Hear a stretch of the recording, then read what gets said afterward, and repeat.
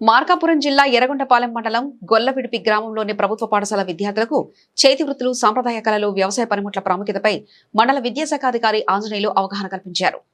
గొల్లవిడిపి గ్రామంలో నిర్వహించిన ఈ కార్యక్రమంలో విద్యార్థులు, ఉపాధ్యాయులతో కలిసి గ్రామాన్ని సందర్శించిన ఎంఈఓ ఆంజనేయులు సాంప్రదాయ చేతి వృత్తుల విశిష్టత వివరించి వాటి పట్ల గౌరవభావం పెంపొందించుకోవాలని సూచించారు.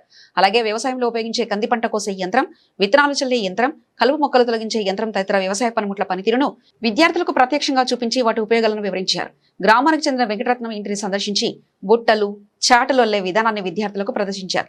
ఈ సందర్భంగా సాంప్రదాయ వృత్తిదారులు పడే శ్రమను వివరిస్తూ ఇటువంటి వృత్తులను పరిరక్షించడం ప్రతి ఒక్కరి బాధ్యత అని తెలిపారు. అనంతరం నిర్మాణ పనులు జరుగుతున్న ప్రాంతాన్ని సందర్శించి ఎండనక వానకన శ్రమిస్తూ సమాజ నిర్మాణానికి సేవలందిస్తున్న నిర్మాణ కార్మికుల కృషిని విద్యార్థులకు వివరించారు.